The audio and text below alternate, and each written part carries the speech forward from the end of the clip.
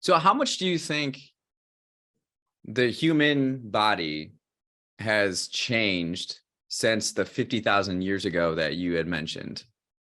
So the human body has actually changed rapidly over time. In fact, forensic anthropologists have looked. We used to have a grand standard of determining ancestry and race through looking at the skeleton of different people, because different regions of the world used to have different skeletal aspects to their bodies. This was useful information. A lot of this data was collected from World War I and World War II because we had a lot of access to bones and bodies back then. Okay. Since World War One and Two, our skeletal structure, in all parts of the world, has actually evolved and changed as a result of becoming a more homogenized culture. So, just in the span of less than 100 years, our skeletal bone structure has changed immensely. So, if you imagine that, and you realize that like each different generation can see rapid changes, and then you apply that to human history, you can understand why some of the earliest Homo sapiens skeletons that have been found, fossilized Homo sapiens from caves in Israel and Morocco dating to around 300,000 years ago, they actually show much larger and much more robust features. And in fact, looking at an endocast of the brains of these Homo sapiens will show that their brains were probably much more likely to be more aggressive and more confrontational and less social than modern Homo sapiens. So over 300,000 years of human history, we've essentially gone from being the wild variety of Homo sapiens to being the domesticated version of Homo sapiens. Our bone structure has become less robust, and instead our bodies have become more focused on our facial muscles and our general looks.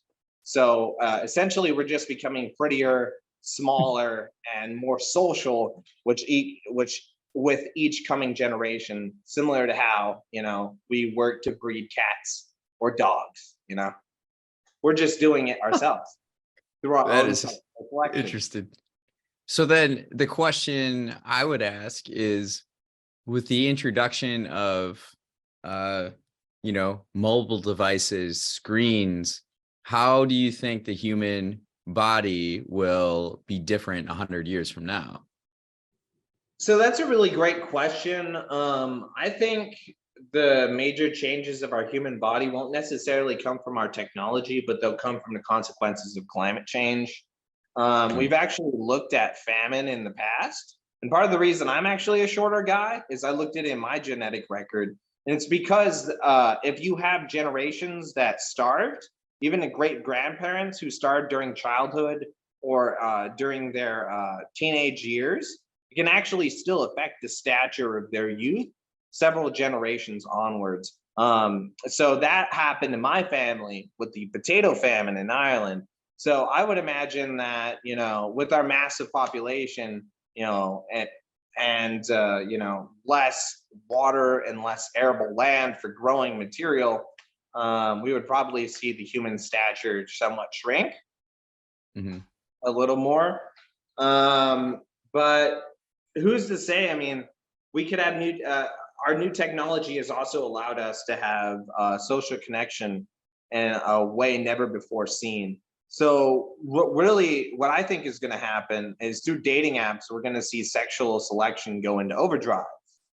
And we're really going to start to see, different facial features, different body features that are more commonly, pleasing to a lot of groups. We might start to see those really represented more within, each coming generation. But who knows?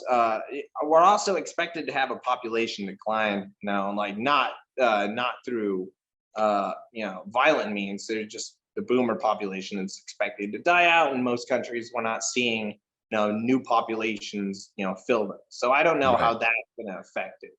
But I think technology will definitely play a part.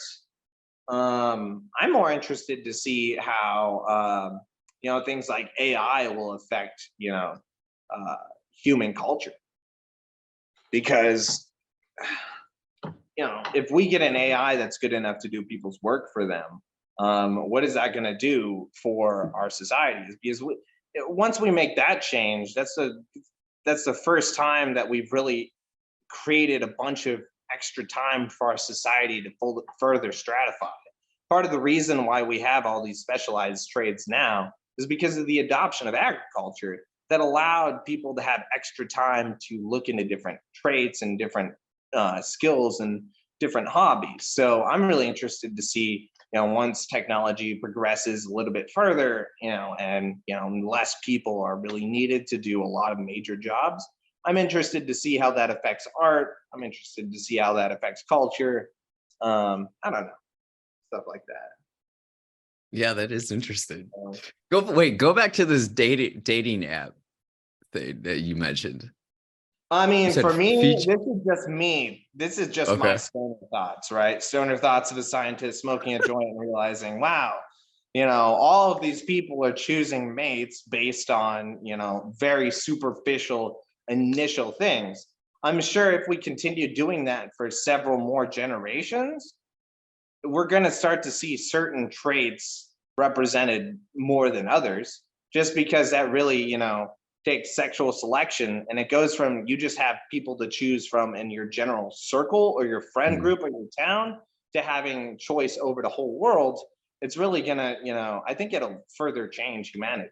We're probably just gonna see the human population just get more prettier and more domesticated as a result of this. Probably gonna see more facial muscles, more desirable features for different regions. Okay, you say facial muscles. Yeah. Like what? I know there's muscles in the face, but is there They're a way to designed like for micro work expression. those muscles or something that Oh gets yeah, it into a more appealing? exactly.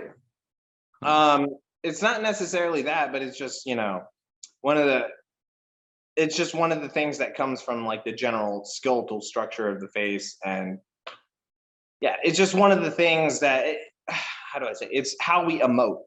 It's one of our Emote. ways of emoting, right? Yeah. So that's one of the things that's been evolving since, Homo sapiens first came in, you know, to the group, because one of the best ways to disarm a hostile individual is by reasoning with them. And if you're more social and if you're have disarming features, you're probably much more likely to persist and carry on your genes, which is why we've seen this in the past. But of course, all of this is anecdotal. I mean, this is just me spitballing and thinking, but I'm sure that'll have an effect. I mean, anything that we do that messes up Maslow's hierarchy is going to have an effect. Huh.